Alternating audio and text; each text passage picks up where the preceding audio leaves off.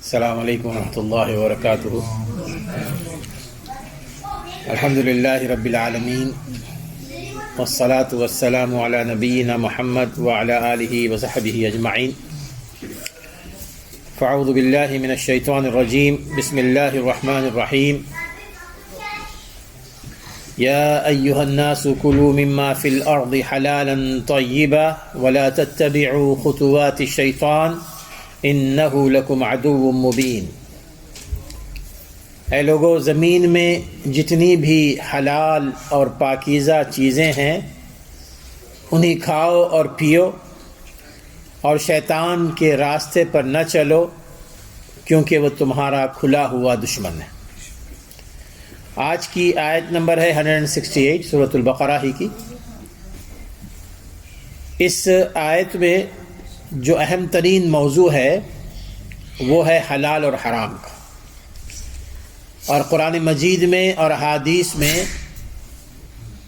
اس موضوع پر بہت تفصیلی بیانات ہمیں سننے کو ملیں گے، چونکہ یہ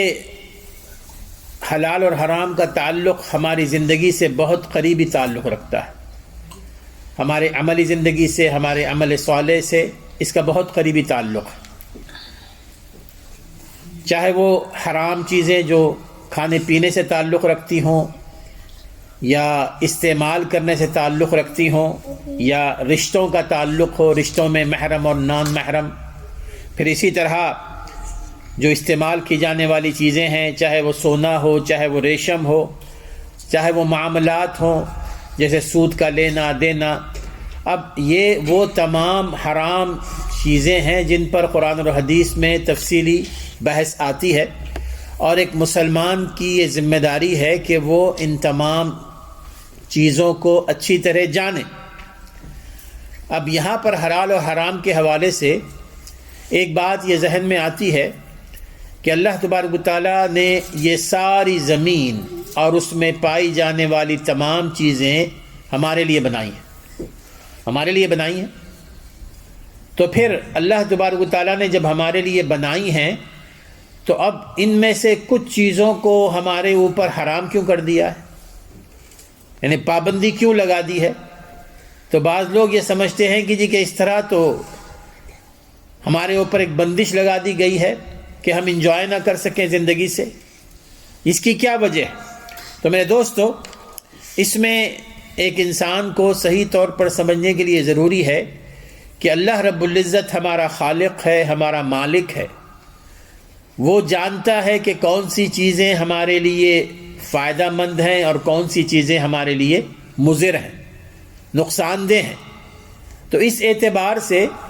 اللہ تعالیٰ نے تمام چیزیں پیدا کرنے والا تو وہی ہے، لیکن انسان کے لیے جسمانی طور پر، دینی طور پر اور اخلاقی طور پر وہ چیزیں، یعنی جسمانی طور پر بھی، اخلاقی طور پر بھی، روحانی طور پر بھی، وہ تمام اشیاء کہ جن کے منفی اثرات ہمارے اوپر پڑتے ہیں، ان تمام اشیاء کو اللہ تبارک و تعالیٰ نے ہم پر حرام قرار دیا ہے۔ اور جیسے کہ رسول اکرم صلی اللہ علیہ وسلم کا جو فرض قرآن مجید میں اللہ تبارک و تعالیٰ نے بیان فرمایا ہے وہ یہ ہے کہ وَيُحِلُّ لَهُمُ الطَّيِّبَاتِ وَيُحَرِّمُ عَلَيْهِمُ الْخَبَائِثَ، کہ رسول اکرم صلی اللہ علیہ وسلم کو اللہ تبارک و تعالیٰ نے جن مقاصد کے تحت بھیجا ہے ان میں سے یہ ہے کہ جو چیزیں پاکیزہ ہیں وہ ہم پر حلال کر دیں، اور جو چیزیں گندی ہیں، نجس ہیں، ان کو ہمارے اوپر حرام کر دیں۔ وَيُحَرِّمُ عَلَيْهِمُ الْخَبَائِثَ، یہ اسلام کا عظیم ترین مقصد ہے، اور اس مقصد کو کیوں سامنے رکھا گیا ہے؟ وہ اس لیے کہ جو چیزیں حرام ہیں وہ انسان کو حرام کی طرف لے جاتی ہیں، جو چیزیں گندی ہیں وہ انسان کو گندگی کی طرف لے جاتی ہیں، جو چیزیں پاکیزہ ہیں وہ ایک انسان کو پاکیزگی کی طرف لے جاتی ہیں۔ جیسے کہ اللہ تبارک و تعالیٰ نے ایک اور جگہ فرمایا کہ یا ایھا الرسل کلوا من الطیبات واعملوا صالحا، اے رسولو، اے انبیاء، کلوا من الطیبات، کہ آپ لوگ جو کھائیں وہ پاکیزہ چیزیں کھایا کر. پاکیزہ چیزیں مطلب حلال چیزیں. وَعَمَلُ صَالِحًا اور نیک عمل کریں. اس آیت سے جو بات معلوم ہوتی ہے میرے دوستو وہ یہ کہ ہمارے رزق جو ہم کھاتے ہیں یا پیتے ہیں نا اس کا تعلق ہمارے عمل سے ہے. اگر ایک شخص حلال چیزیں کھاتا ہے، حلال کمائی کھاتا ہے، حلال رزق کھاتا ہے تو یقیناً اس کے لیے نیک عمل کرنا آسان ہو جاتا ہے. اور جو شخص حرام کمائی کھاتا ہے یا حرام رزق کھاتا ہے اس کے اوپر نیک عمل اتنا ہی بھاری ہو جاتا ہے. اب یہاں پر کھانے پینے کی بات ہوئی ہے نا، کھانے پینے کے حوالے سے چونکہ یہ آیت جو میں نے پڑھی ہے اس میں کھانے پینے ہی کا ذکر آتا ہے، لیکن معنی کیا ہے کھانے پینے کا؟ کہ اللہ تعالیٰ فرماتے ہیں کہ جی کہ جو تمہارے لیے حلال ہیں ان کو کھاؤ پیو. کوئی چیز ہمارے اوپر حلال کب ہوتی ہے، حرام کب ہوتی ہے میرے دوست؟ کوئی بھی چیز جو ہم کھاتے ہیں یا پیتے ہیں اس کے حلال ہونے یا اس کے حرام ہونے کا انحصار اس کے اوپر خرچ کیا جانے والا مال ہوتا ہے. اگر جو مال ہم کماتے ہیں اگر وہ مال حلال طریقے سے کمایا جائے تو آپ اس کے ذریعے جو رزق کھاتے ہیں وہ بھی آپ کا حلال ہوگا. وہ مال جو حرام طریقے سے کمایا جائے اور اگر آپ اس معاملے میں کتنا ہی حلال سے حلال گوشت تلاش کرنے لگے، حلال سے حلال چیزیں تلاش کرنے لگے، لیکن مال حرام سے کمایا ہوا ہے تو وہ حلال چیز آپ کے پیٹ میں جو جائے گی تو وہ حرام طریقے سے جائے گی. کیونکہ جس مال سے ہم نے وہ چیزیں خریدی ہیں وہ مال ہمارے اوپر حرام تھا، چاہے وہ جھوٹ سے خریدی ہو، چاہے وہ سود کے ذریعے خریدی ہو، چاہے وہ دھوکے کے ذریعے خریدی ہو، چاہے کوئی اور ذریعے سے. جو تمام ذرائع جو اسلام میں حرام قرار دیے گئے ہیں اگر ان ذرائع سے ہم نے کوئی مال کمایا اور پھر اس مال کے ذریعے ہم حلال رزق تلاش کرنے لگے. بعض لوگوں کو آپ دیکھیں گے کہ ماشاءاللہ ان کے کمانے کے جو طریقے اور ذرائع ہوتے ہیں وہ سارے کے سارے حرام ہوتے ہیں. اب اگر ایک شخص اپنا ریسٹورنٹ چلاتا ہے اور پھر اس کے اوپر اگر آف لائسنس کا بورڈ لگا دے اور پھر وہی شخص جب گوشت کے معاملے میں کسی اور چیز کے معاملے میں یہ باریکی رکھے کہ جی کہ میں نے تو حلال گوشت ہی کھانا ہے، میں نے فلاں فلاں چیز کو پڑھ کر دیکھنا ہے کہ انگریڈینٹس اس میں کیا کیا ہیں،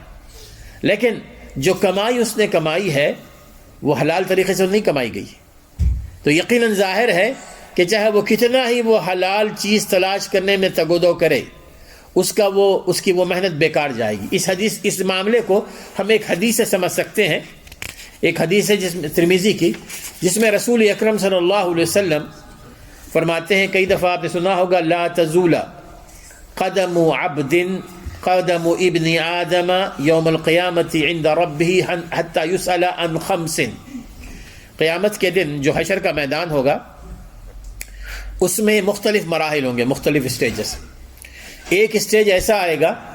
جہاں پر فرشتے ہم سے مختلف سوالات بھی کریں گے، اور اس اسٹیج میں سے ایک اسٹیج ایسا ہوگا کہ جہاں پر فرشتوں کی جانب سے 5 سوالات ہوں گے. ان 5 سوالات کے جوابات پر ہی ہمارے لیے آخر اس کے بعد آنے والی منزل کا تعین ہوگا. رسول اکرم صلی اللہ علیہ وسلم فرماتے ہیں کہ لا تزول، ایک اور حدیث میں آتا ہے کہ لن تزول، کہ اس بندے کے قدم وہاں سے ہٹ نہیں پائیں گے جب تک کہ وہ ان 5 چیزوں کے جوابات نہ دے.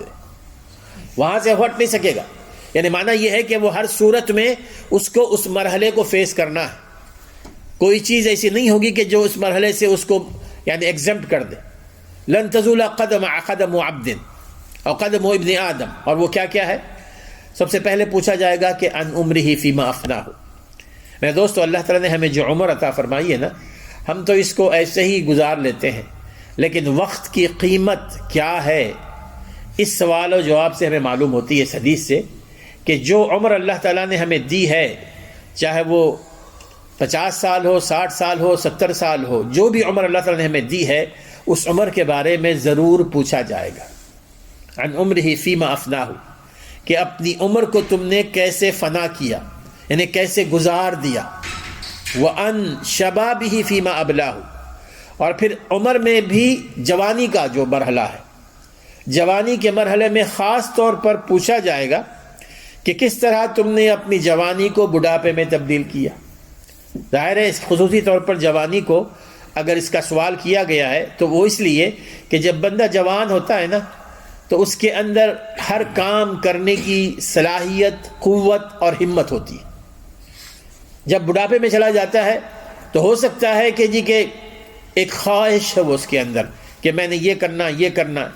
بعض اوقات اس کے اندر وہ قوت نہیں ہوتی، بعض اوقات وہ اس کے اندر ہمت نہیں ہوتی جو شباب میں ہوتی ہے، جو جوانی میں ہوتی ہے۔ تو وعن شبابہ فیما ابلاہ، پھر اس کے بعد تیسرا اور چوتھا سوال ہوگا وعن مالہ،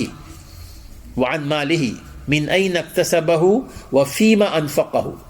اس کے مال کے بارے میں پوچھا جائے گا، من این اکتسبہ، کہاں سے اس نے وہ مال کمایا تھا، کہاں سے کمایا تھا، اور صرف اتنا ہی نہیں کہاں سے کمایا تھا، وفیما انفقہ، اس کو کہاں خرچ کیا تھا، کہاں خرچ کیا تھا، اور پھر آخری سوال ہوگا کہ وماذا عمل فیما علم، کہ جو علم تم نے حاصل کیا تھا قرآن اور حدیث کا اس پر کتنا عمل تم نے کیا۔ جو علم، یہ بھی بہت بڑی ذمہ داری ہے مجھ پر اور آپ سب پر ہم پر، کہ اللہ تبارک و تعالیٰ نے ہمیں جتنا بھی علم دیا ہے نا اس علم کی ذمہ داری کا احساس ہمیں کرنا چاہیے۔ صرف علم کا حاصل کرنے لینا میرے دوستوں کافی نہیں ہے۔ رسول اکرم صلی اللہ علیہ وسلم تو ایسے علم سے پناہ مانگا کرتے تھے، من علم لا ينفع، کہ وہ علم جو مجھے کوئی فائدہ نہ پہنچا سکے اللہ مجھے اس علم سے بچائے رکھے۔ تو علم کے بارے میں پوچھا جائے گا کہ تمہیں اللہ تبارک و تعالیٰ نے ذہانت دی تھی، تمہیں علم دیا تھا، اب اس علم کو تم نے عملی شکل میں کتنا ڈھالا ہے۔ اب یہاں پر جو ہمارا موضوع ہے وہ مال کے بارے میں۔ اب یہاں پر کہ من این اکتسبہ وفیما انفقہ، اس میں 4 قسم کے لوگ آپ کو ملیں گے۔ دیکھیے، پہلا شخص ملے گا کہ ایک وہ ہے جو حرام طریقے سے مال کماتا ہے اور اس کو خرچ بھی کرتا ہے حرام طریقے سے، اور کماتا بھی حرام طریقے سے ہے اور خرچ بھی کرتا ہے حرام طریقے سے۔ آپ کو ایسے کئی لوگ مل جائیں گے دنیا میں اس وقت، چاہے یہاں پر ہو چاہے باہر ہو، جو حرام طریقے سے مال خرچ کرنے والے ایسے کئی لوگ ملیں گے کہ جو نوٹوں کو ایسے اچھالتے ہیں لوگوں پر، جو ہزاروں نوٹ لاکھوں روپیہ وہ ایسے ہی جو ہے نا لوگوں پر اچھال دیتے ہیں،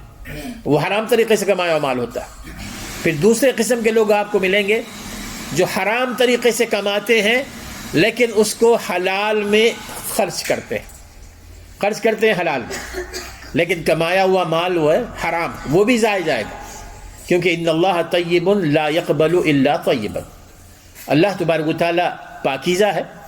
اور اللہ تعالیٰ اسی مال کو قبول فرماتا ہے جو پاکیزہ۔ اب یہ ہوتا ہے کہ ایک کنسپٹ ہوتا ہے ذہن میں کہ ٹھیک ہے میں نے جوئے کے ذریعے، لاٹری کے ذریعے یا کسی اور طریقے سے یہ مال کمایا ہے، حرام ہے، لیکن میں اس مال میں سے کچھ حصہ اللہ تعالیٰ کے نام پر دے دوں گا، تو وہ حلال طریقے سے وہ دینا چاہتا ہے، لیکن اس کا مال اللہ تعالیٰ کے پاس کوئی قیمت نہیں رکھتا کیونکہ اس نے اس کو حرام طریقے سے کمایا۔ پھر اسی طرح تیسرا شخص آپ کو ملے گا کہ جو اس مال کو حلال طریقے سے کماتا ہے، بڑی محنت کرتا ہے، جد و جہد کرتا ہے اور کوشش کرتا ہے کہ کوئی ایک پینی بھی جو ہے نا اس کی اپنی آمدنی میں حرام طریقے سے نہ آئے، لیکن جب خرچ کرتا ہے تو میرے دوستو وہ حرام طریقے سے خرچ کرتا ہے، حرام ذرائع میں خرچ کرتا ہے۔ شادی بیاہ کے موقع پر دیکھ لیں، اسراف، اور اسی طرح کئی ایک کام ایسے ہوتے ہیں جو اللہ تعالیٰ کو ناراض کرنے والے، اور اس میں اس حلال طریقے سے کمائے ہوئے مال کو خرچ کرتا ہے۔ اس طرح وہ اپنے اس اجر کو ضائع کر لیتا ہے جس میں اس نے حلال مال کمایا تھا، اب اس کا بھی محاسبہ وہاں پر ہوگا۔ چوتھا شخص وہ ہے جو حلال طریقے سے کماتا ہے مال کو اور خرچ بھی کرتا ہے حلال طریقے سے، تو یہی وہ شخص ہوگا جو حلال طریقے سے کمائے بھی حلال طریقے سے، جائز طریقے سے، اور خرچ کرتے وقت بھی اس کے ذہن میں یہ احساس ہو کہ اللہ تعالیٰ کے پاس پوچھ گچھ ہوگی کہ میں جہاں خرچ کر رہا ہوں یہ اللہ تعالیٰ کو خوش کرنے کے راستے میں خرچ کر رہا ہوں یا اللہ تعالیٰ کو ناراض کرنے کے راستے میں خرچ کر رہا ہوں۔ اب اس میں سے صرف چوتھا شخص ہے جو وہاں سے کامیاب ہو کر نکلے گا، جہاں یعنی ایسا ہی شخص ہے کہ قیامت کے دن جہاں ہر شخص کے قدم لرز رہے ہوں گے، اس کے قدم ثابت قدم ہوں گے، وہ اللہ تعالیٰ اس کو ثابت قدمی عطا فرمائے گا۔ تو بہرحال میرے دوستو، یہ ہے حلال اور حرام مال کا مسئلہ۔ لیکن عام طور پر کیا ہوتا ہے، ہم انسان ہے نا، کمزوری ہوتی ہے ہمارے اندر، وہی ہوتا ہے کہ ہم جب بھی تھوڑا بہت کوئی پرابلم ہو تو فوری طور پر حرام کی طرف جھکاؤ ہمارا ہو جاتا ہے۔ ہم سوچنے لگتے ہیں کہ جی کہ کس طرح مال ہمارے پاس آئے، کوئی مالی پرابلم ہو، کوئی ایسا پرابلم ہو، کوئی ضرورت ہو۔ اب وہاں پر ذہن میں مختلف چیزیں آتی رہتی ہیں۔ اب وہ جو شخص حرام مال کمانے کے حوالے سے کوشش کرتا ہے، تگودو کرتا ہے، اب اس کے بارے میں آپ کو بتا دوں کہ یہ وہ شخص ہے جس کو اللہ تعالیٰ کی بنائی ہوئی تقدیر جو اللہ تعالیٰ نے اس کے لیے بنائی ہوئی ہے، اس پر اس کا ایمان نہیں ہوتا، اس کے مال کے حوالے سے۔ اور اللہ تعالیٰ نے ہر کسی کو اس کی ماں کے پیٹ میں اس کے لیے یہ تقدیر میں اس کے رکھا ہے کہ وہ کتنا کمائے گا، کتنا کھائے گا، کتنا کمائے گا اور کتنا کھائے گا۔ بیہقی کی ایک صحیح حدیث آتی ہے کہ جس میں رسول اکرم صلی اللہ علیہ وسلم ارشاد فرماتے ہیں، ابو امامہ الباہلی رضی اللہ تعالیٰ عنہ اس کے راوی ہیں، اور یہ حدیث تقریباً حدیث قدسی بھی اس کو کہا جا سکتا ہے۔ رسول اکرم صلی اللہ علیہ وسلم فرماتے ہیں کہ ان روح القدس نفس فی روعی ان نفسا لن تموت حتی تستکمل اجلها ورزقها، کہ اللہ تبارک و تعالیٰ نے میرے دل میں یہ بات ڈالی ہے۔ دل میں بات ڈالنا انبیاء کے لیے وہ وحی کی ایک شکل ہی ہوتی ہے، وحی کی شکل ہوتی ہے۔ انبیاء کے اوپر جو وحی آتی تھی ان میں کئی شکلیں ہیں، ایک تو یا تو فرشتے جبرائیل آ جاتے تھے، یا خواب میں آپ کو دکھائی دیتا تھا، یا آپ کے دل میں وہ بات ڈال دی جاتی تھی۔ تو جو بات آپ کے دل میں ڈال دی جائے وہ بھی وحی کی شکل ہے۔ ان روح القدس یعنی جبرائیل علیہ الصلوۃ والسلام نے میرے دل میں یہ بات ڈالی کہ ان نفس لن تموت حتی تستکمل اجلها ورزقها، کوئی انسان موت کے منہ میں نہیں جاتا ہے، کسی انسان کو موت اس وقت تک نہیں آتی، ہمیں یقین کرنا چاہیے، اس وقت تک موت نہیں آتی یہاں تک کہ وہ دو چیزیں مکمل نہ کر لے، یہاں تک کہ وہ اپنی عمر مکمل کر لے اور اپنا رزق۔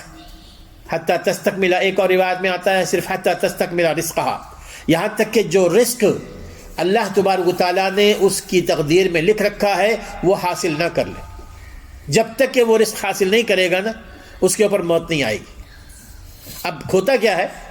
وہی رزق جو ہمارے لیے لکھ کر رکھا ہے اللہ تعالیٰ نے، اس کو ہم کوشش کرتے ہیں کہ جلد سے جلد حاصل کریں میرے دوستو، اور اس میں جلد سے جلد حاصل کرنے میں وہاں پر حلال اور حرام کا کوئی فرق نہیں رکھتے۔ تو رسول اکرم صلی اللہ علیہ وسلم نے فرمایا اسی حدیث میں، فاتقوا اللہ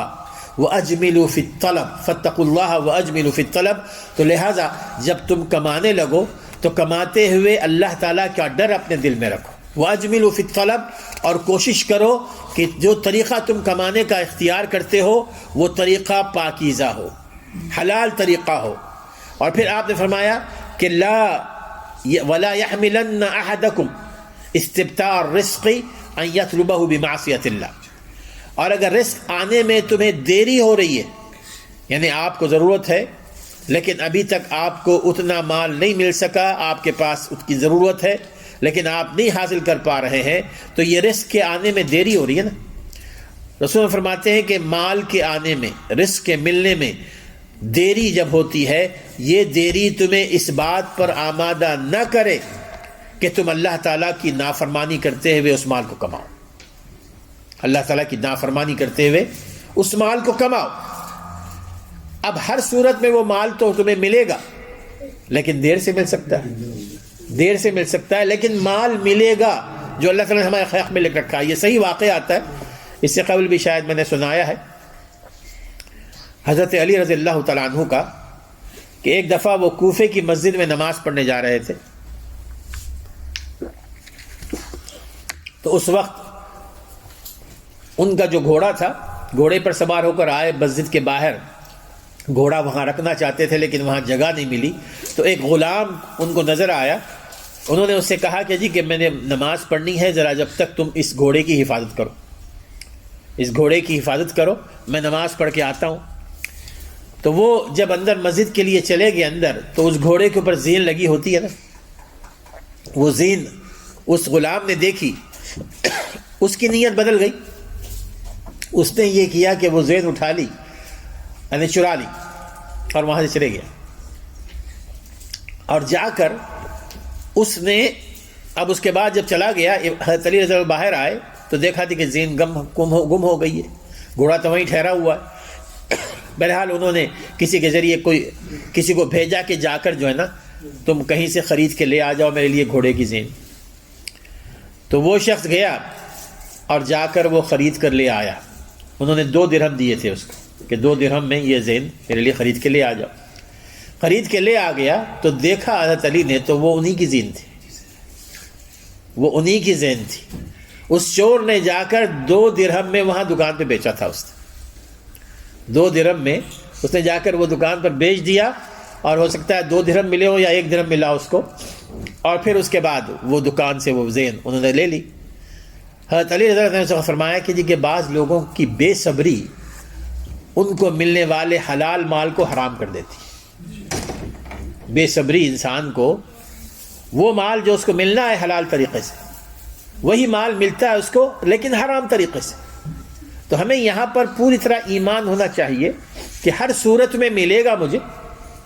جو اللہ تعالیٰ نے میرے لیے لکھ رکھا ہے، ہر صورت میں ملے گا۔ اگر میرا ایمان نہ ہو تو پھر ہم مختلف طریقے اختیار کرتے ہیں۔ صحیح الترغیب یعنی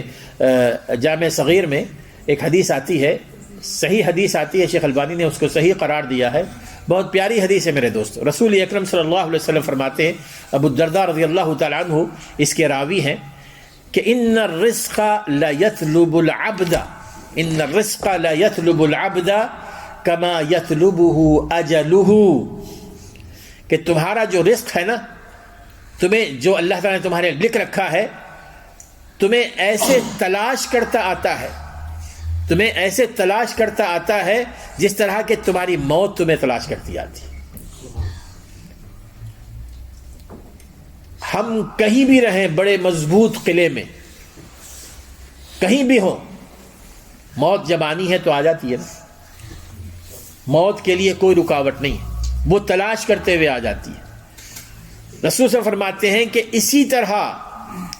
تمہارا رزق، تم چاہے کہیں بھی رہو،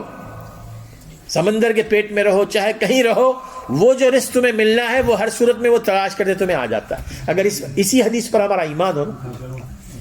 تو ہم ماشاءاللہ اطمینان کی نیند سو سکتے ہیں۔ اس کا معنی یہ نہیں ہے کہ جی کہ ہم کوشش نہ کریں، کوشش تو ہر صورت میں کرنا، اس لیے کہ کوشش کیے بغیر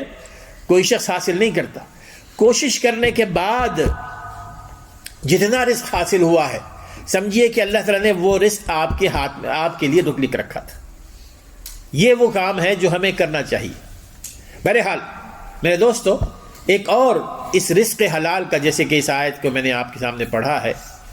اس پر عمل کرنے کا ایک اور فائدہ یہ ہے، سب سے اہم ترین فائدہ، کہ جب رزق حلال ہوتا ہے نا، رزق حلال رزق جب ہم کھاتے ہیں، یہ ہمارے دل کو تمام روحانی برائیوں سے بچاتا ہے، روحانی بیماریوں سے۔ دل کے امراض ہوتے ہیں، بہت سارے امراض، یعنی جسمانی امراض ہیں، لیکن دل کے امراض بہت زیادہ خطرناک، بہت خطرناک۔ اور دل کے امراض میں کیا کیا ہے؟ سب سے بڑا مرض ہے ریاکاری کا، ریاکاری، شو آف۔ یہ کب پیدا ہوتی ہے؟ جو لوگ ریاکاری میں مبتلا ہیں، آپ ان سے دیکھیے، کہیں ضرور کہیں نہ کہیں وہ حرام مال کھاتے ہوں گے، حرام رزق کھا رہے ہوں گے۔ اور ریاکار، جب ریاکاری اس میں آتی ہے تو وہ اپنی ساری عبادتیں گوا دیتا ہے، ساری عبادتیں اس کی گئیں۔ اسی طرح نفاق ہے، منافقت، یہ بھی دل کی بیماری ہے، اور نفاق بھی ایسی بیماری ہے کہ جو اس کے ساری نیکیوں کو بہا لے جاتی ہے۔ اسی طرح ہے عجب، عجب کہتے ہیں کہ اپنی نیکیوں پر فخر کرنا، اپنی نیکیوں کو بڑا پسند کرنا، کہ جی کہ میں نے تو اتنے حج کیے ہیں۔ اپنے طور پر حساب لگاتے رہتے ہیں بعض لوگ کہ میں نے کتنے عمرے کیے ہیں، اس سال میں نے کتنا پیسہ اللہ کے راستے میں خرچ کیا، اور پھر اپنے آپ کو بڑا نیکوکار سمجھنے لگتے ہیں دل ہی دل میں. اور یہی وہ چیز ہے، یہی وہ سٹیج ہے جہاں وہ نیکیوں کے کرنے میں پیچھے رہ جاتے ہیں. وہ کہتے ہیں کہ میرے پاس تو اتنا بڑا میرا اکاؤنٹ الحمدللہ بھرا ہوا ہے، مجھے اور نیکیوں کی کیا ضرورت ہے. یہ بھی چیز ہے. پھر اسی طرح شبہات میرے دوستو، یہ خطرناک مرض ہے دلوں میں. جن کے دلوں میں دین کے حوالے سے شبہات آتے ہیں نا، پیدا ہوتے ہیں. شبہات کا معنی یہ ہے کہ قرآن مجید میں اور احادیث میں کچھ آیات اور کچھ حدیثیں آپ کو ایسی ملیں گی جو ہر کسی کے سمجھنے کے لیے نہیں ہوتی. کافی اس میں تھوڑی سی آپ کو مشکل ہوتی، بلکہ وہ صرف علماء کے لیے، الراسخون فی العلم، جو علم میں رسوخ رکھتے ہیں وہی ان کو سمجھ سکتے ہیں. اب ان آیات کو لے کر بعض لوگ دین میں شبہات پیدا کرتے ہیں. ایک تو یہ، دوسرا یہ کہ ہمیں خود دین کے اندر شبہات پیدا ہو جائے. بہت خطرناک مرض ہے، یعنی اللہ تعالیٰ کے بارے میں شبہ، رسول اکرم صلی اللہ علیہ وسلم کی نبوت کے بارے میں شبہ، قرآن مجید کی کسی آیت کے بارے میں شبہ، رسول اکرم صلی اللہ علیہ وسلم کی کسی حدیث کے بارے میں شبہ. یہ دل کا اتنا خطرناک مرض ہے کہ ہمیں مرتد کر سکتا ہے، ہمارا ایمان اس سے جا سکتا ہے. اور ایسے کئی لوگ ہیں یہاں پر جو پریشان ہیں، ایسے کئی لوگ ہیں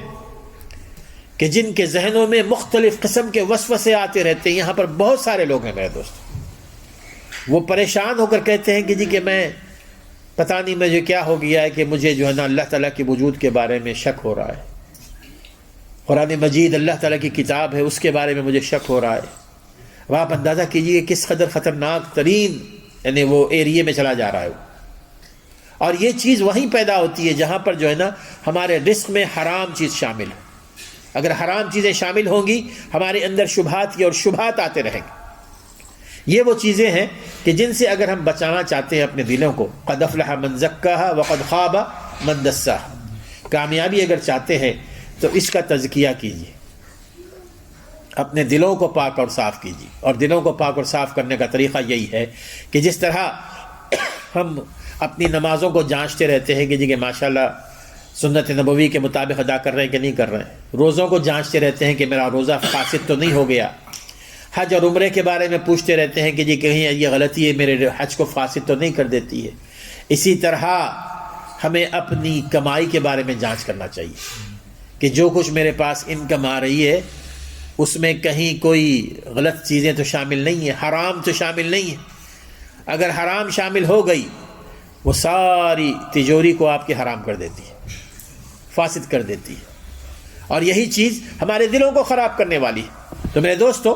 اس کی ہمیں سب سے زیادہ ضرورت ہے کہ ہم اپنے دلوں کو صاف کریں. اور جب دل صاف ہوں گے خود بخود نیک عمل کی طرف آمادگی ہوگی، نیک صالح عمل کی طرف آمادگی ہوگی. اور یہی وہ چیز ہے. اور اگر دل مردہ ہو جائیں تو اللہ تعالیٰ ان دلوں سے نیکی کے کام کی توفیق کو سلب کر لیتا. نیکیاں کرنا جی نہیں چاہتا، اس کا نیکی کی طرف آمادگی نہیں ہوتی. سلف صالحین ہمیشہ اس پر بہت زیادہ زور دیتے رہتے تھے. امام احمد بن حنبل رحمہ اللہ سے کسی نے پوچھا کہ ما علاج مرض القلب، میرا دل بڑا مریض ہے، بیمار ہے، یعنی مختلف قسم کی شکایتیں مجھے لاحق ہیں، کہ اب اس کا علاج کیا ہے، میرے مریض دل کا علاج کیا ہے؟ انہوں نے کہا کہ الکسب الحلال، الکسب الحلال، حلال کمائی تمہارے دل کی اصلاح کر سکتی ہے، حلال کمائی تمہارے دل کی بیماریوں کو دور کر سکتی ہے. ایک اور امام ہیں گزرے، ان کے شاگردوں نے یا ان کے معتقدین نے ان سے یہ کہا کہ آپ ہمارے لیے ایک ایسی کتاب لکھ کر دیجئے کہ جس میں دلوں کی پاکیزگی اور صفائی کے طریقے شامل ہو، کچھ زہد ہو، ورع ہو، اللہ تعالیٰ کی خشیت ہمارے دلوں میں آئے، اللہ تعالیٰ کا ڈر ہمارے دلوں میں سمائے. اس پر مشتمل کچھ احادیث، کچھ آیات ہمیں جمع کر کے دیجئے تاکہ ہم پڑھ کر اللہ تعالیٰ کی خشیت، اللہ تعالیٰ کا ڈر ہمارے دلوں میں پیدا ہو جائے. تو ان کے بارے میں آتا ہے کہ انہوں نے ان کو کتاب لکھ کر دی، کتاب البیوع. کتاب البیوع یعنی آپ حدیث کی کتابیں اگر دیکھیں تو اس میں کتاب الصلاح ہے، کتاب الصوم ہے، کتاب الحج ہے، کتاب الزکاہ ہے، یہ چیپٹرز ہوتے ہیں کہ، اور اس میں ایک ایک چیپٹر، کتاب الصلاح میں نماز کے حوالے سے سارے احکام مسائل ہوں گے، کتاب الحج میں حج کے حوالے سے سارے مسائل ہوں گے۔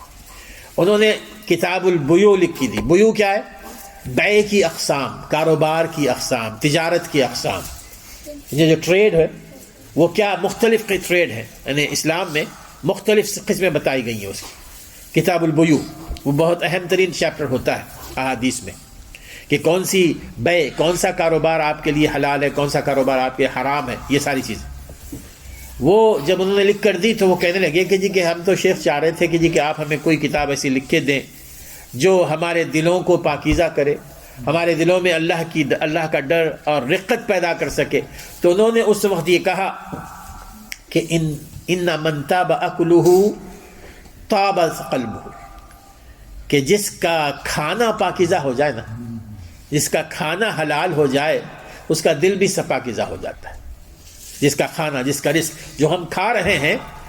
ہمیں دیکھنا چاہیے کہ میں جو کھا رہا ہوں اس میں کوئی حرام چیز ملوث تو نہیں ہے۔ اگر اس میں حرام چیز ملوث ہے تو یہ میرے دل کو گندا کر رہی ہے، میرے دل کو گندا کر رہی ہے۔ وہ کہتے ہیں کہ ان من تاب اکلہ ورزق الرزق الحلال فقد تورع حقا، کہ جو حلال رزق کھائے اور پاکیزہ کھانا کھائے وہ سب سے زیادہ اللہ کا ڈر رکھنے والا دل ہوتا ہے، جس کے دل میں اللہ کا ڈر اس طرح ہوتا ہے۔ سلف صالحین میں خواتین بھی اس میں پیچھے نہیں رہی میرے دوست، خواتین بھی، جیسے کہ آپ ان کے واقعات پڑھیے کہ جیسے کہ علماء نے لکھا ہے کہ نیک خاتون جو ہوتی اپنے شوہر کو، جب شوہر باہر جانے لگتا تو اس کا دامن پکڑ لیتی، اس کا دامن پکڑ کے کہتی کہ یاد رکھو کہ اللہ کا ڈر تمہارے اندر ہونا چاہیے۔ ہم اپنے پیٹ میں بھوک کی تکلیف کو برداشت کر لیں گی لیکن جہنم کی آگ کی تکلیف کو برداشت نہیں کریں گے۔ وہ یہ کہا کرتی تھی اپنے شوہروں سے کہ اگر تم کما کر نہ لاؤ، اگر تمہیں حلال طریقے سے کما کر نہ ملے، کر نہ لاؤ، تو جو بھوک کی تکلیف ہوگی میں برداشت کر لوں گی، لیکن اگر میں نے حرام کھا لیا، اس حرام کی وجہ سے جہنم کی آگ کی جو تکلیف ہے میرے لیے ناقابل برداشت ہے۔ اس طرح اپنے شوہروں کو وہ حلال کمائی پر آمادہ کرتی تھی۔ لیکن ایسی بھی خواتین آپ کو ملیں گی، ہو سکتا ہے اس وقت بھی ہوں، آج بھی ہوں، جو اپنے شوہروں سے ان چیزوں کا مطالبہ کرتی ہیں جو ان کے لیے ضروری نہیں ہوتی ہیں۔ گھر کے لیے ایسنشل کچھ چیزیں ہوتی ہیں نا جو ضروری ہوتی ہیں، اور کچھ اس کی عربی میں کہتے ہیں تحسینات، تکمیلات، یعنی تکمیلات یعنی کہ ماشاءاللہ کوئی اچھی خوبصورت چیزیں لگی ہوئی ہوں، خوبصورت صوفے ہیں، خوبصورت یہ ہوں، اب یہ ساری چیزیں ان کے مطالبات۔ اگر شوہر کہتا ہے کہ گنجائش نہیں تو کہتی کہ کوئی اور طریقہ اختیار کرو، کسی اور طریقے سے کماؤ، ساری دنیا کما رہی ہے، تمہیں کیا پڑی ہے نہ کمانے کے لیے۔ اب ایسے موقع پہ بیوی کے اصرار پر شوہر بھی اب ادھر ادھر اس کی آنکھیں جانے لگتی ہیں، ادھر ادھر دیکھنے لگتا ہے۔ اب یہ چیز نہ ہی اس کے دل کو صاف کرنے والی ہے بلکہ اس کے دل کو گندا کرتی ہے، اس کی بیوی کے دل کو گندا کرتی ہے، اور پھر یہ ہوتا ہے کہ اس کی اپنی اولاد پر بھی اس کا اثر ہوتا ہے۔ میرے دوستو، اولاد پر بھی اس کا اثر ہوتا ہے۔ جو رزق حلال ہے نا، وہ اولاد کے دلوں میں پاکیزگی پیدا کرتی ہے۔ جو رزق حرام ہے، ہم چاہے لاکھ اولاد کو عیش و آرام میں رکھیں لیکن ان کے اندر آپ نہیں دیکھیں گے جی کہ وہ نیکیوں کی طرف آمادہ ہے، وہ برائیوں کی طرف زیادہ آمادہ ہوں گے۔ اس میں بہت ہی زیادہ ہمیں باریک بینی کی ضرورت ہے۔ رسول اکرم صلی اللہ علیہ وسلم، جیسے کہ صحیح بخاری کی حدیث ہے، آپ فرماتے ہیں نا کہ انہ یاتی علی الناس زمان، کہ ایک وقت ایسا آئے گا لا یبالی المرء امن الحلال ام من الحرام، کہ لوگ پرواہ نہیں کریں گے کہ جو چیزیں میں حاصل کر رہا ہوں، جو کمائی میں حاصل کر رہا ہوں، وہ حلال سے کہ حرام سے۔ اب کتنی ایسی چیزیں ہیں یہاں پر نا دنیا میں، اس وقت ہمیں معلوم نہیں ہوتا کہ جی جو میں کما رہا ہوں یہ حلال طریقے سے کما رہا ہوں کہ حرام طریقے سے کما رہا ہوں۔ اب ہمارا یہ کام ہے کہ اس میں ماشاءاللہ بہت سارے ایسے لوگ ہیں، نوجوان بچے جو ہیں میں دیکھتا ہوں جو سوالات کرتے ہیں نا، وہ ماشاءاللہ بڑی باریک بینی سے اس کا دیکھتے ہیں کہ جی کہ میں نے فلاں طریقہ شروع کیا ہے کاروبار کا، یہ میرے حلال ہے کہ نہ حلال ہے، میں فلاں جاب کر رہا ہوں اس میں یہ کام بھی مجھے کرنا ہے، یا میرے لیے حلال ہے کہ نہیں حلال ہے۔ ایسے ہے ماشاءاللہ لوگ، لیکن عام طور پر، عمومی طور پر ہم اس کی طرف توجہ نہیں دیتے میرے۔ اور پھر آخری چیز بول کے میں ختم کروں گا، میں ایک اور نقصان جو حرام طریقے سے کمانے کی وجہ سے ہوتا ہے وہ یہ ہوتا ہے کہ ہم اپنی دعاؤں کی قبولیت سے محروم کر دیے جاتے ہیں، اور یہ تو ہمارا سب سے بڑا خزینہ ہے نا میرے دوست۔ جب بھی کوئی مصیبت آتی ہے، مشکل آتی ہے، کوئی ضرورت ہے، ہم نے تو دعا کرنی ہوتی ہے اللہ تعالیٰ سے، اس یقین کے ساتھ اللہ تعالیٰ ہی میری مشکل سے مجھے نجات دے سکتا ہے، میری ضرورت پوری کر سکتا ہے۔ اب اگر وہی دروازہ بند ہو جاتا ہے تو پھر ہم تو بے آسرا ہو گئے، بے سہارا ہو گئے۔ کتنا بڑا وہ محروم شخص ہوگا جس کے اوپر اللہ تعالیٰ دعاؤں کی قبولیت کے دروازے بند کر دے۔ لیکن رسول اکرم صلی اللہ علیہ وسلم نے جو صحیح حدیث آتی ہے اس میں واضح طور پر بیان فرمایا، کئی دفعہ آپ نے یہ حدیث سنی ہوگی کہ یطیل السفر اشعث واغبر یمد یدیہ الی السماء، کہ ایک شخص لمبا سفر کر کے آتا ہے، اس کے بال بکھرے ہوئے ہیں، اس کے کپڑے دھول میں اٹے ہوئے ہیں، اشعث واغبر یمد یدیہ الی السماء، آسمان کی طرف اپنے ہاتھ بلند کیا ہوا ہے، اور کہتا ہے کہ یا رب یا رب، اے میرے رب، اے میرے آقا، اے میرے مالک، مجھے دے دے، فلاں چیز دے دے، فلاں چیز دے دے۔ لیکن اس موقع پہ رسول اکرم صلی اللہ علیہ وسلم فرماتے ہیں کہ جب وہ کہے گا، وہ جب یہ کہے گا، وہ فرماتے ہیں کہ وہ یہ تو کہہ رہا ہے کہ جی کہ مجھے اللہ یہ مجھے دے دے، یہ مجھے دے دے، وَمَطْعَمُهُ حرام وَمَلْبَسُهُ حرام وَغُذِيَ بِالْحرام، جبکہ اس کا کھانا حرام کا، غذا وہ حرام کی، جو اس نے کپڑے پہنے ہوئے ہیں اس حرام مال سے کمایا ہوا ہے، جو اپنا جسم بنایا ہوا ہے وہ بھی حرام مال سے کمایا ہوا، فَأَنَّا يُسْتَجَابُ لَهُ، وہ فرماتے ہیں کہ پھر اللہ تعالیٰ کیسے اس کی دعا قبول کرے گا۔ اب رسول اکرم فرما رہے ہیں کہ اللہ تعالیٰ اس کی دعا کیسے قبول کرے گا۔ اب آپ اندازہ کیجئے کہ اس میں ہمیں کوئی شک ہے کہ دعا اللہ تعالیٰ کیوں نہیں قبول کرتا۔ بہت سارے لوگ کہتے ہیں کہ جب میں نے بڑی دعائیں کی، اس کی وجہ ایک یہ ہے میرے دوست، ہمیں اپنے جیب کو ٹٹولنا چاہیے کہ ہمارے پاس جو پیسے ہیں، ہمارے بینک بیلنس میں جو پیسے ہیں، اس میں حرام کتنا شامل ہے۔ اگر اس میں حرام شامل ہے تو معنی یہ ہے کہ ہم اپنی آپ کو دعاؤں سے محروم کر رہے ہیں۔ ایک مشہور عالم دین نے اس حدیث سے بڑے اچھے نقطے نکالے، شیخ عثیمین رحمہ اللہ، وہ کہتے ہیں کہ جی کہ اس بندے نے اس حدیث میں جس انداز میں دعا کی تھی نا، دعاؤں کی جو قبولیت کے راستے بتائے گئے ہیں احادیث میں، وہ سارے اس نے پورے کیے تھے۔ یعنی اللہ تعالیٰ جن طریقوں سے، جن کاموں سے دعا قبول فرماتا ہے، وہ سارے کام اس نے کیے۔ سب سے پہلے تو وہ مسافر تھا، اور حدیث میں آتا ہے کہ جو مسافر ہوتا ہے اس کی دعا رد نہیں کی جاتی، مسافر جو ہوتا ہے اس کی دعا رد نہیں کی جاتی۔ پھر دوسرا، وہ بڑا اشعث واغبر، دھول میں اٹا ہوا، یعنی بہت ہی مجبور شخص تھا، بے سہارا، پریشان حال تھا۔ اور جب کوئی پریشان حال ہوتا ہے تو وہ بہت ہی زیادہ عاجزی اور انکساری کے ساتھ اللہ تعالیٰ سے دعا مانگتا ہے۔ جتنا انسان پریشان ہوتا ہے اتنی ہی عاجزی سے مانگتا ہے۔ اسی لیے حضور فرماتے ہیں نا کہ کہ بندہ جب سجدے میں ہوتا ہے تو سب سے زیادہ وہ اپنے آپ کو عاجز بندہ بنا کے رکھتا ہے۔ سجدے کی جو کیفیت ہے میرے دوستو، اگر جب ہم سجدے میں جائیں تو آپ اپنے اوپر وہ کیفیت طاری کر کے دیکھیں کہ ہم اپنے اندر کتنا انکسار پیدا کر سکتے ہیں، کتنا عاجز ہم اپنے آپ کو بتاتے ہیں اللہ تعالیٰ کے سامنے، اپنے آپ کو بچھا لیتے ہیں اللہ تعالیٰ کے سامنے۔ اور اسی لیے حضور فرماتے ہیں کہ تم کثرت سے سجدے میں اپنی دعا کیا کرو، جو مانگنا ہے اللہ تعالیٰ سے سجدے کی حالت میں مانگو، اللہ تعالیٰ قبول فرمائے گا، اس لیے کہ جس قدر عاجزی اور انکساری کا اظہار ہو سکتا ہے وہ پورا تم نے کیا، اور وہ شخص بھی پورا عاجزی اور انکساری کر رہا تھا۔ پھر اسی طرح یمد یدہ الی السماء، اس نے آسمان کی طرف ہاتھ اٹھا لیے تھے۔ حضور صلی اللہ علیہ وسلم فرماتے ہیں، ایک حدیث میں آتا ہے، حضور صلی اللہ علیہ وسلم فرمایا کہ ان اللہ لا یستحی من عبدہ، اللہ تعالیٰ کو حیا آتی ہے اس بندے سے جو ان یمد یدیہ فیردہما صفرا، اس بندے سے جو اپنے ہاتھ اٹھا کر اللہ تعالیٰ سے دعا کرتا ہے اور اللہ تعالیٰ اس کے ہاتھ کو خالی لوٹاتے ہوئے اس کو حیا آتی ہے، وہ خالی لوٹانا نہیں چاہتا۔ آپ بغیر ہاتھ اٹھائے بھی دعا کر سکتے ہیں، لیکن جب آپ ہاتھ اٹھا کے دعا کریں گے نا تو اس میں جو کیفیت طاری ہوتی ہے ہمارے اوپر بھی اور اللہ تبارک تعالیٰ اپنے بارے میں جو فرماتا ہے، حضور فرماتے ہیں کہ اللہ تعالیٰ کو حیا آتی ہے کہ میں کیسے اس بندے کو خالی ہاتھ لوٹا دوں۔ اس نے میری طرف ہاتھ اٹھائے ہوئے اور اس نے بھی ہاتھ اٹھائے تھے، یمد یدہ الی السماء۔ اور پھر چوتھی چیز وہ کہہ رہا کہ یا رب یا رب۔ حضور فرماتے ہیں نا کہ جب آپ دعا کریں، دعا کے کچھ آداب ہیں دعا کی قبولیت کے، ان میں سے ایک اہم ادب ہے کہ فوری طور پر اپنی حاجت پیش نہ کر دیں اللہ تعالیٰ کے سامنے، بلکہ سب سے پہلے اللہ تعالیٰ کی صفات بیان کریں، اس کی تعریف کریں، اس کی تعریف کریں۔ اللہ تعالیٰ کے جو نام ہیں،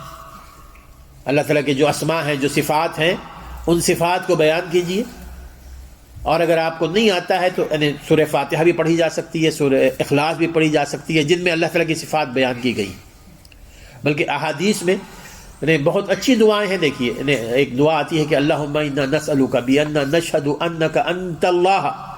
لا الہ الا انت الاحد الصمد الذی لم یلد ولم یولد ولم یکن لہ کفوا احد۔ بڑی جامع دعا، اس میں بڑی ساری صفات شامل ہیں۔ حضور فرماتے ہیں کہ جو بندہ بھی اپنی حاجت پیش کرنے سے پہلے یہ دعا کرتا ہے، اللہ تعالیٰ ضرور اس کی دعا قبول فرماتے ہیں۔ تو یہ دعا ہمیں یاد کرنی چاہیے۔ اور اس کے بعد اب اس نے بھی اللہ تعالیٰ کی صفات بیان کی، یا رب یا رب۔ یہ ساری کی ساری شرطیں اس نے پوری مکمل کی، لیکن پھر بھی اللہ تعالیٰ نے اس کی دعا قبول نہیں کی۔ ایک ہی رکاوٹ تھی کہ اپنے مال کو، اپنے رزق کو اس نے پاکیزہ نہیں کیا تھا، اس میں حرام چیزیں شامل کر دی تھی۔ بہرحال میرے دوستو، اس آیت سے جو ہماری بات سمجھ میں آتی ہے وہ یہ کہ باقی ہماری نمازیں ہیں، ہمارے روزے ہیں، یہ تمام چیزیں اپنی جگہ بہت ہیں، لیکن ہمیشہ ہمیں چاہیے کہ ہم اپنے رزق کو، اپنی کمائی کو بھی، اس پہ بھی جانچ پڑتال کرتے رہیں۔ یعنی اگر آپ کے پاس 10 پینس بھی آ جائے نا حرام کے، تو مانا یہ ہے کہ جی کہ ہم نے رکاوٹیں کھڑی کر لی اپنے سامنے، اور پھر اللہ تعالیٰ سے دعا بھی کرتے رہے، یعنی حرام حلال رزق کے لیے۔ حضور صلی اللہ علیہ وسلم نے دعائیں سکھائی ہیں۔ ترمذی کی حدیث آتی ہے جی کہ اللہم اکفنی بحلالک عن حرامک، اللہم اکفنی بحلالک عن حرامک واغننی بفضلک عن من سواک۔ بڑی پیاری دعا ہے، اللہم اکفنی بحلالک عن حرامک، اللہ مجھے حرام سے بچائے رکھ اور جو بھی رزق دے مجھے حلال طریقے سے رزق دے۔ واغننی بفضلک عن من سواک، اللہ مجھے تیرے علاوہ کسی کا محتاج نہ رکھ، تیرے علاوہ کسی کا محتاج نہ رکھ۔ جب اللہ تعالیٰ ہمیں کسی اور کا محتاج نہیں رکھے گا نا، تو اللہ تعالیٰ جو بھی دے گا وہ حلال طریقے سے دے گا۔ اور اسی طرح ایک اور دعا جو حضور نے بیان فرمائی ہے کہ اللہم انی اعوذ بک من الہم والحزن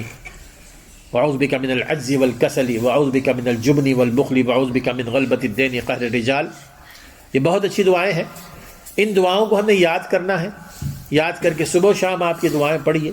اللہ تعالیٰ ہمیں رزق حلال بھی عطا فرمائے گا اور رزق حرام سے بچائے رکھے گا، اور اس کے ذریعے ہمارے دلوں کو، ہمارے دل کی بیماریوں کو بھی صاف کرے گا۔ اللہ تعالیٰ ہمیں سمجھنے عمل کرنے کی توفیق عطا فرمائے۔